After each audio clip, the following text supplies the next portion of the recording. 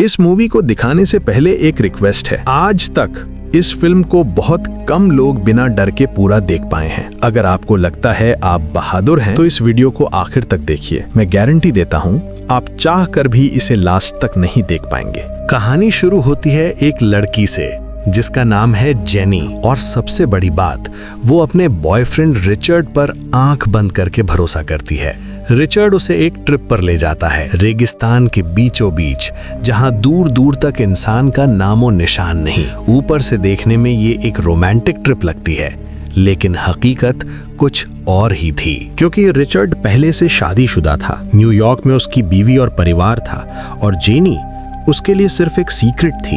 फिर भी जेनी को कोई शक नहीं था। वो सोचती थी शायद एक दिन वो मुझे अपनाएगा, लेकिन किसे पता था कि यही भरोसा उसकी जिंदगी की सबसे बड़ी गलती बनने वाला है। ट्रिप के दौरान रिचर्ड के दो दोस्त भी वहां पहुंच जाते हैं। एक दाढ़ी वाला, चालाक और खतरनाक, दूसरा मोटा, शांत दिखने वाला, लेकिन अंदर से उतना ही दरिंदा।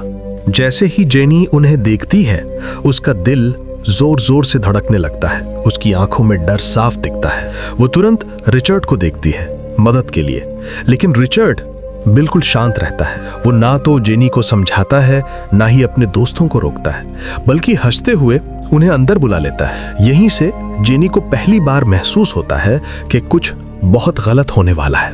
रिचर्ड अपने दोस्तों के सामने ये तक मानने से इनकार कर देता है कि जेनी उसकी गर्लफ्रेंड है। उसके शब्दों का मतलब साफ था कि ये लड़की मेरी नहीं है, ये बस टाइम पास है। जेनी हालात को संभालने के लिए कमरे में कपड़े बदलने चली जाती है, लेकिन जाते जाते वो रिचर्ड की तरफ देखती है, उम्मीद के साथ। लेकिन रिचर्ड एक शब्द भी नहीं बोलता। रात होती है, चारों लोग बाहर पार्टी करते हैं। शराब, म्यूजिक, हंसी, सब कुछ बाहर से नॉर्मल लगता है। जेनी डांस करने के लिए रिचर्ड का हाथ पकड़ती है, लेकिन वो मना कर देता है। तभी जेनी दूसरे आदमी की तरफ देखती है। वो आदमी रिचर्ड की तरफ देखता है, जैसे इजाजत मांग रहा हो, और रिचर्ड अब भी चुप रहता है। डांस के दौरान वो आदमी जेनी को छूने लगता है, पहले हल्का, फिर खुलकर। जेनी डर जाती है।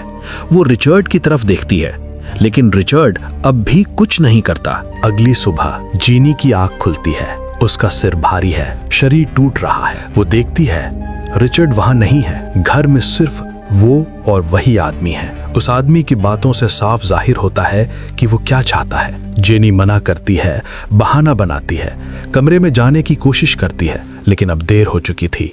दूसरा आदमी भी आ जाता है और वो दरवाजा बंद कर देता है। यहीं पर जेनी समझ जाती है कि वो अकेली है, पूरी तरह अकेली। उस भयानक सुबह के बाद जेनी पूरी तरह टूट चुकी थी। उसकी आंखों में डर था, शरीर में दर्द था, और दिल में एक ही सवाल, क्या मेरा बॉयफ्रेंड मेरा साथ देगा? कुछ देर बाद रिचर्ड घर लौटता है। दोनों आदमी उसे देखकर नजरें झुका लेते हैं। उनकी हालत देखकर रिचर्ड सब समझ जाता है कि उसके पीछे क्या हो चुका है। वो सीधे जेनी के पास आता है, उसे गले लगाता है, धीमी आवाज में कहता है, चिंता मत करो, मैं सब संभाल लूंगा। उस पल जेनी को लगता है कि शायद अभी भी कुछ उम्मीद बाकी है, लेकिन अगले ही पल रिचर्ड जेनी के हाथ में एक कागज थमा देता है। उस कागज पर 20 लाख की रकम लिखी होती है। इसके बाद वो कहता है, मैंने तुम्हारे लिए एक नौकरी ढूंढ दी है, लेकिन वो नौकरी किसी और देश में है। ये सुनते ही जेनी का दिल बैठ जाता है। उसे समझ आ जाता है कि रिचर्ड उसके लिए इंसाफ नहीं, उसे अपनी जिंदगी से हटाना चाहता है। जेनी साफ मना कर देती है, लेकिन इसके बाद रिचर्ड जो कहता है वो किसी जहर से कम नहीं था। वो सारा दोष जेनी पर डाल देता है। कहता है, तुम्हारी वजह से ये सब हुआ, तुमने ही गलत संकेत दिए। अब जेनी को सब साफ दिखाई देने लगता है। वो समझ जाती है कि जिस आदमी से वो प्यार करती थी वो असल में सबसे बड़ा दरिंदा है। गुस्से और नफरत में जेनी बाहर भागती है, लेकिन जैसे ही वो बाहर निकलती है, रिचर्ड के दोनों दोस्त पीछे पीछे दौड़ पड़ते हैं। तीनों को डर था कि अगर जेनी पुलिस तक पहुंच गई तो उनकी जिंदगी पूरी तरह बर्बाद हो जाएगी।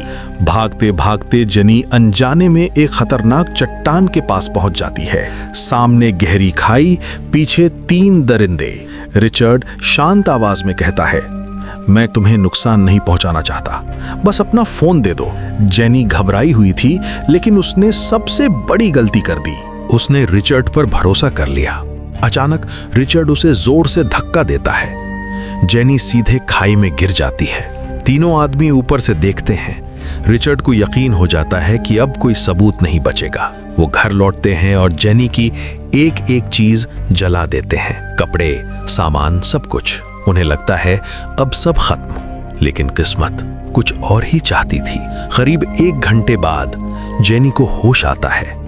उसका शरीर एक पेड़ की नुकीली टहनी से छिदा हुआ था। वो अधर में लटकी हुई थी। तीनों आदमी लाश के निशान मिटाने वापस आ रहे थे। जेनी पूरी ताकत लगाकर रेंगती हुई चट्टान के पीछे छिप जाती है। तीनों ऊपर आते हैं।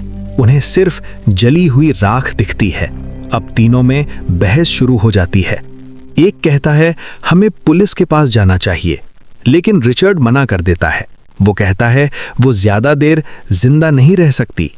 आखिरकार तीनों अलग अलग दिशाओं में उसे ढूंढने निकल पड़ते हैं। तीनों आदमी अलग अलग दिशाओं में जेनी को ढूंढने निकल चुके थे। उन्हें पूरा भरोसा था कि इतनी गंभीर हालत में वो लड़की ज्यादा देर जिंदा नहीं रह पाएगी। जेनी किसी तरह नीचे उतरकर नदी के किनारे पहुंच जाती है। खून लगातार बह रहा था। हर कदम पर जिंदगी निकलती जा रही थी।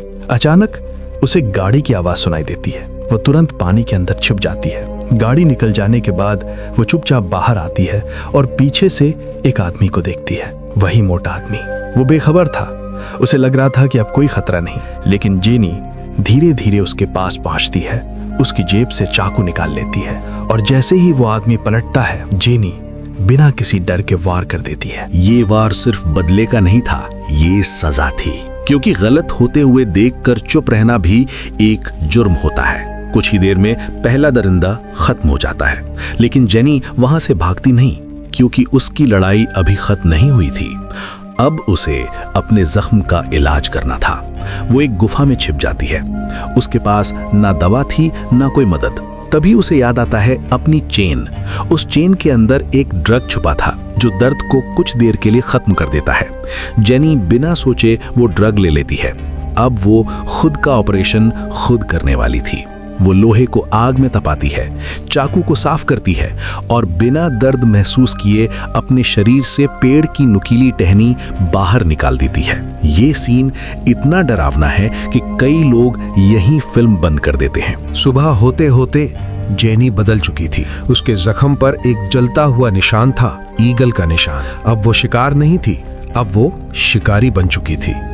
दूसरी तरफ दाढ़ी वाला आदमी अब भी उसे ढूंढ रहा था। उसकी गाड़ी का पेट्रोल खत्म हो जाता है। वो बाहर निकलता है और यहीं जेनी को सुनहरा मौका मिल जाता है।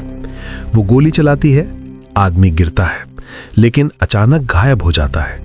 अब ये खेल और खतरनाक हो चुका था। दोनों एक दूसरे का शिकार कर रहे थे। आखिरकार जेनी अपनी चालाकी से दूसरे दरिंदे को भी खत्म कर देती है। अब बचा था सबसे बड़ा गुनहगार, रिचर्ड।